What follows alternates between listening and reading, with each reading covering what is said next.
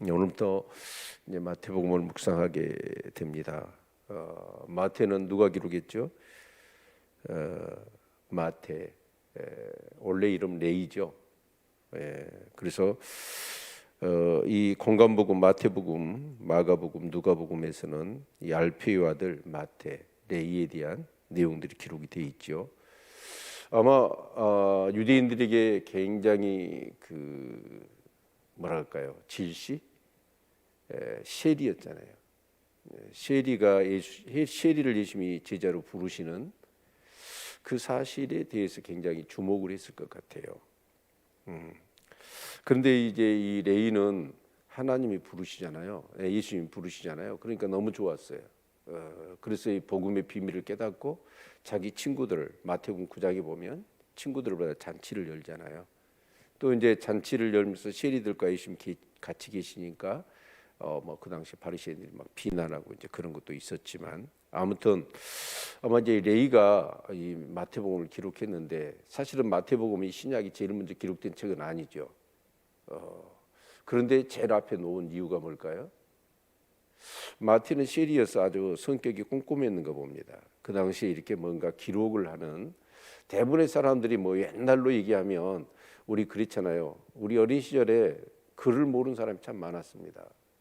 그 당시에 뭐 이렇게 인쇄물이랄지 뭐 그런 게 있었겠습니까? 글을 아는 사람이 그 소수였겠지요. 레이는 어떤 사람이에요? 글을 잘 알아야 되잖아요.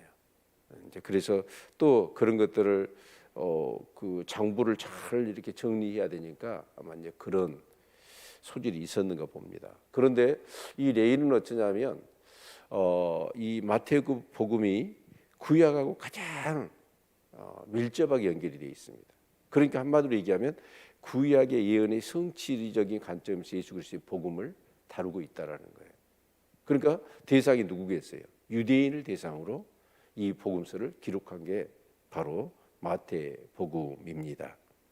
그러다 보니까 특히 이제 이렇게 마태복음이 5가지의 그 설교가 나오잖아요. 예수님의 설교가. 근데 이 5가지의 스토리, 내러티브라고 그러죠. 이 5가지의 이야기가 나오는데, 이 5가지 이야기가 또한 뭐냐면 모세의 오경을 그대로 본따고 있다는 거예요. 참 뭐 이렇게 나중에 해석을 그렇게 왜 연구해서 붙였는가는 모르겠지만, 또 마태가 기록할 때 그런 의도를 가지고 기록했는지 잘 모르겠어요. 그러나 아무튼 구약과 너무 밀접한 관계가 돼 있고 구약의 예언의 성취라고 하는 그런 관점에서 이 마태복음이 기록이 되어져 있다라는 것이죠. 그래서 결국은 이 마태복음은 이 아브라함에게 주신 언약, 창세기 12장의 말씀이고, 사무엘상 7장에 있는 다윗의 언약의 성취로 누가 오신 거죠? 예수 그리스도가 오셨다. 그래서 이제 1장 1절부터 17절까지의 내용을 보면 뭐예요? 1절에 보니까 아브라함과 다윗이 짰은 예수 그리스도의 세계라. 이 세계란 말은 뭐예요? 족보를 얘기합니다. 족보. 자, 그러면 이제 예수님의 족보를 이 레이가 가장 먼저 이렇게 기록하고 있는 것이죠. 자, 이런 기록들이 어떻게 해서 남아 있었을까요? 지금 아브라함은 어느 시대입니까? BC? 아브라함은 BC 2000년이죠. 모세가 1500년, 다윗이 1000, 이렇게 자르시면 됩니다. 그러니까 2000년 전부터의 그러니까 이제 구약의 이제 배경을 잘 연구한 것이죠. 그래서 예수님의 족보를 그렇게 그대로 기록해 놓았죠. 자, 그런데 여러분, 우리나라 족보하고 이 성경에 나온 예수님의 족보하고의 차이가 뭐예요? 우리나라 족보를 보신 적이 있습니까, 여러분? 여러분 족보 보셨어요? 자, 그 우리나라 족보의 특징이 뭡니까? 족보에는 원래 이름만 쓰게 돼 있죠. 그런데 이름만 써 있던가요, 여러분 족보에? 만약 이름만 써 있다면 여러분 집안에는 벼슬한 사람이 없는 거예요. 근데 벼슬한 사람은 반드시 기록하게 돼 있습니다. 큰 글씨로. 그래서 우리나라의 족보는 뭐냐면 뭔가 자랑하려고 하는 거예요. 근데 예수님의 족보는 그런 게 없습니다. 그런데 오히려 예수님의 족보에는 뭐가 들어가 있냐면 뭐가 들어가 있어요? 부끄러운 게 들어가 있어요. 자, 부끄러운 게 뭐인가요? 이 예수님의 족보에서 찾아본다면 이방인 여자들의 족보가 이 이름이 들어가 있다는 거예요. 자, 누구죠? 제일 먼저 다말입니다. 다말은 어떻게 해서 유다가 누구한테, 다말이라고 하는 이 기생한테, 이방 기생한테 가서 자식을 낳잖아요. 그렇죠? 아마 요셉을 팔고 아버지가 괴로워하니까 유다가 집을 나가지 않습니까? 그래서 결국 그 유다 그 밑으로 보면 참 부끄러운 거예요. 그 다음에 누굽니까? 라합이잖아요. 기생 라합. 여기도 기생 라합이죠. 룻은 어디예요? 모함 여인이잖아요. 또 바세바는 누굽니까? 다윗이 솔로몬의 어머니였다. 여러분, 충성스러운 신하의 그런 이 아내를 그냥 어떻게 보면 이 왕의 권력을 가지고 뭐 한 거예요? 겁탈해버린 겁니다. 그런 여인들의 이름이 이 예수님의 족보에 버젓이 들어가 있다라는 뭘 의미하겠습니까?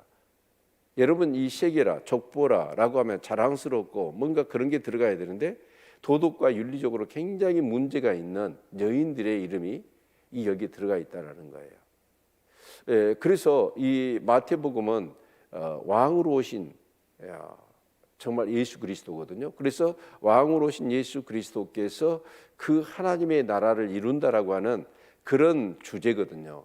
그런데 그 나라가 어떤 나라예요?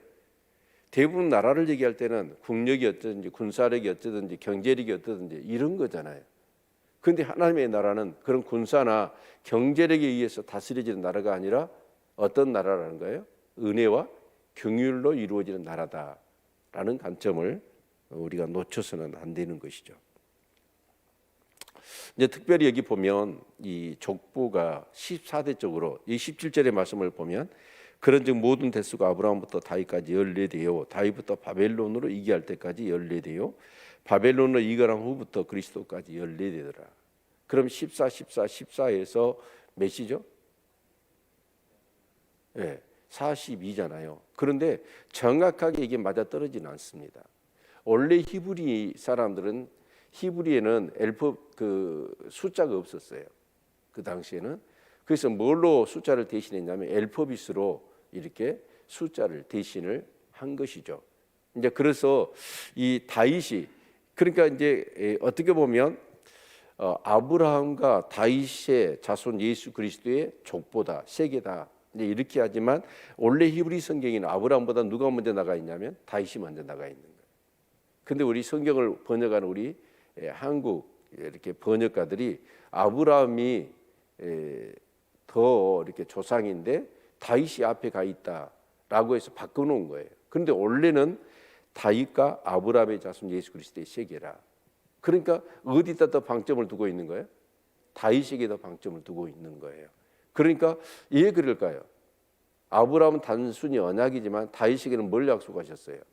더 구체적으로 나라라고 하는 관점을 더 이렇게 두고 있지 않습니까? 다윗의 언약을 보면 사무엘하 7장의 12, 13절의 내용을 보면 그걸 더 강조하고 나라라고 하는 관점을 그러니까 어떻게 보면 이 예수 그리스도는 이 아브라함의 자손보다도 다윗의 자손이라는 예수, 다윗의 자손 예수라는 표현들이 굉장히 많이 있는 것을 볼 수가 있지요. 근데 그런 측면에서 사실은 14, 14로 정확하게 끊어지는 않습니다. 14를 맞추기 위해서 의도적으로 생략한 사람들도 없지 않아 있습니다. 그런데 이렇게 뭔가 구성을 이렇게 하고 있다라는 것을 우리가 볼 때에 아무튼 이 예수 그리스도의 이 족보에 있어서의 핵심은 뭐냐면 세상 나라와는 다른 하나님의 나라라고 하는 관점을 이렇게 기록하고 있다라는 것을 우리가 주목해 보는 것은 매우 중요하리라고 생각이 되어집니다.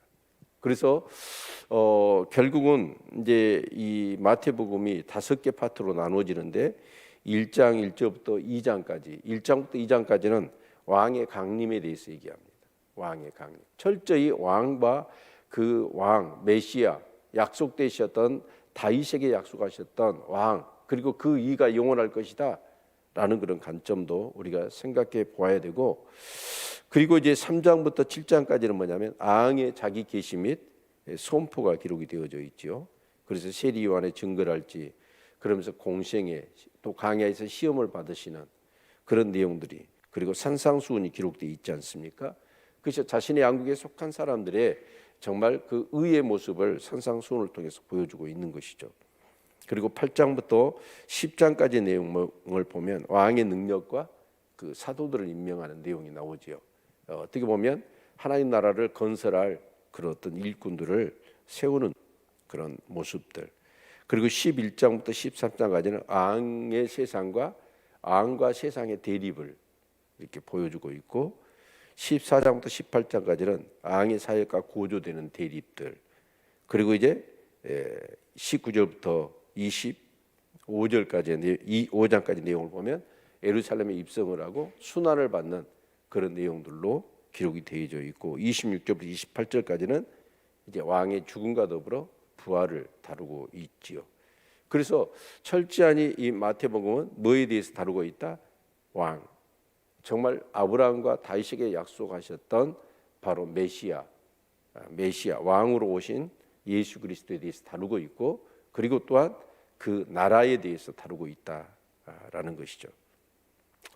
그래서 우리가 그 갈라디아서 3장 16절의 말씀을 우리가 인용해 보면, 아브라함과 그 자손들에게, 이 약속들은 아브라함과 그 자손들에게 말씀하신 것인데 여럿을 가리켜 그 자손들이라 하지 아니하고 오직 하나를 가리켜 자손이라고 했죠. 누구예요?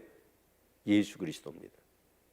그러니까 결국은 아브라함에게 많은, 우리는 그렇게 알고 있어요, 많은 후손들을 약속하신다라고 하지만 갈라디아서는 분명하게 여럿을 가리켜서 얘기한 게 아니라 아브라함에게 약속하신 것은 누구다? 한 사람, 예수 그리스도에 대해서 약속한 것이다. 이제 그런 관점에서 마태는 이 복음서를 예수 그리스도의, 왕으로 오신 예수 그리스도에 대해서 기록하고 있다라는 것이죠. 자, 이 개념을 좀 더 넓혀가면 어떤 개념일까요? 자, 구약의 백성들은 어때요? 하나님 부르셨어. 그래서 그들은 나의 소유된 백성이고 거룩한 백성이고 왕 같은 제사장이다 그랬잖아요. 근데 구약은 어때요? 실패해 버렸잖아요. 오히려 그 백성들이 하나님을 짓밟아버렸고 언약들을 어떻게 해요? 무시해 버렸잖아요. 그래서 실패한 것 같아요. 그런데 하나님은 어쩌냐? 실패를 아셨습니다. 그래서 아브라함과 다윗에게 그 후손 예수 메시아가 올 것을 약속하셨고, 드디어 메시아가 오셔서 그 아브라함과 다윗의 자손 중에서 약속대로 메시아가 오셔서 뭘 이루시는 거예요? 실패했던 구약의 그 모든 것을 다시 이루시는 것이죠. 그래서 하나님 나라가 회복될 것을 말씀하고 있는 것이죠. 이제 그런 하나님 나라 관점에서 이 마태복음을 볼 수 있는 안목이 있기를 바라고, 그 하나님 나라에 있어서 핵심이 누구예요? 왕 대신 예수 그리스도입니다. 이런 관점에서 마태복음을 묵상하시면 큰 은혜가 되어질 줄로 믿습니다. 우리는 그렇습니다. 교회는 그런 관점에서 본다면 하나님 나라입니다. 그리고 교회의 머리는 누구시죠? 예수 그리스도이십니다. 왕 대신 예수 그리스도, 그분의 통치 아래 거하는 것, 정말 그게 뭐예요? 하나님 나라를 이루어가는 것이죠. 정말 이 마태복음 묵상하는 가운데 우리 안에 왕으로 오신 예수 그리스도의 왕의 통치가 더 온전하게 이루어지고, 그 통치가 완벽하게 이루어질 때 우리가 이루어내는 삶은 하나님 나라가 되어질 것입니다. 그런 모든 힘과 어떤 그런 세상적인 어떤 그런 가치가 주장하고 다스리는 나라가 아니라 평화의 왕, 정말 은혜로 오시는 우리 주 예수 그리스도의 왕의 통치가 정말 우리의 삶 가운데 하나님의 나라로 이루어지는 큰 은혜가 있기를 주님의 이름으로 축원을 드립니다.